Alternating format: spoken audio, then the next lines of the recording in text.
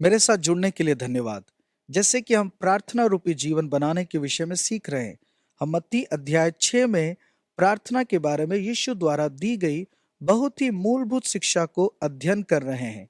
यीशु उस अध्याय के 5वें पद से यह कहना आरंभ करते हैं कि जब तू प्रार्थना करे तो कपटियों के समान न हो।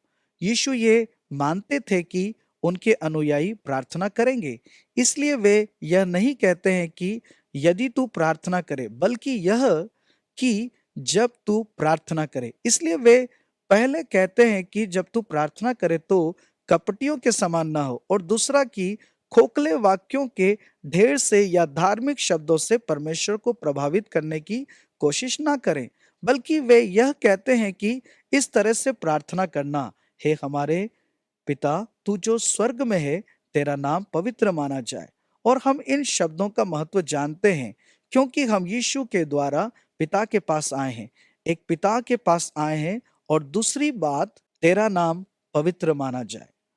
आदर सम्मान के साथ हम पिता परमेश्वर के पास आते हैं। प्रभु के पास सही रूप से आने का तरीका है संबंध के साथ, पुत्र के द्वारा विश्वास से पिता के पास आना, और इस कारण उस महान परमेश्वर के पास आदर सम्मान के साथ आना है। हम प्रभु की प्रार्थना के दूसरे मुख्य भाग में आते हैं।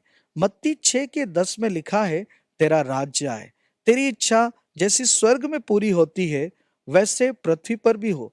प्रभु का राज्य सामान्य तौर से उनके नीति नियम और उनका शासन है। यहाँ प्रभु का राज्य है पवित्र आत्मा की उपस्थिति के द्वारा। और जब यीशु इस जगत में थे, तब उन्होंने कहा कि परमेश्वर का राज्य तुम्हारे बीच में है, उनके लोगों के जीवनों में। परंतु प्रभु का राज्य यहाँ अभी पूर्ण रूप से नहीं है। ऐसा तब होगा जब यीशु का द्वितीय आगमन इस पृथ्वी पर होगा। परंतु यीशु ने कहा, प्रभु का राज्य आने के लिए प्रार्थना करो, और प्रभु की इच्छा इस पृथ्वी पर पूरी होने के लिए जैसे स्वर्ग में होती है। स्वर्ग में प्रभु की इच्छा का विरोध नहीं होता है, परंतु इस पृथ्वी पर प्रभु की इच्छा का विरोध होता है। जैसा कि हम प्रभु की इच्छा पूरी होने के लिए प्रार्थना करते हैं कि प्रभु के कार्य, उनकी इच्छा और उनका राज्य यहाँ आए। इस पृथ्वी पर जहाँ की उनका विरोध होता है, उनका राज्य प्रबल हो जाए। और जहाँ विरोध है, वहाँ पाप है, शैतान है, वासना है और संसारिकता है। और जब हम प्रभु की इच्छा पूरी होने के लिए प्रार्थना कर रहे हैं, तो मैं सोचता हूँ कि प्रभु की इच्छा पहले हमारे जीवन में पूरी होना है। और यदि हम अपने जीवन में प्रभु की इच्छा पूरी नहीं करना चाहते हैं, तो दूसरों के जीवन में प्रभु की इच्छा पूरी होने के लिए प्रार्थना करने का कोई कारण ही नहीं है। और जब आप इस रीति से प्रार्थना करते हैं, तो पहले अपने जीवन में प्रभु की इच्छा पूरी करने के लिए प्रार्थना करें। तब हम अपने परिवार के लोगों के लिए, उनके जीवन में प्रभु की इच्छा पूरी होने के लिए प्रार्थना करें। और फिर और करीबी लोगों के लिए जिनमें प्रभु की इच्छा पूरी होने के लिए प्रार्थना करें। और फिर अपनी कलीसिया में प्रभु की इच्छा पूरी होने के लिए प्रार्थना करें, एकता के लिए प्रार्थना करें, जो लोग सेवकाई में हैं उनके लिए, फिर अपने दोस्तों, पड़ोसियों और अपने साथ काम करने वालों के लिए प्रार्थना करें, ताकि प्रभु की इच्छा उनके जीवन में भी पूरी हो जाए।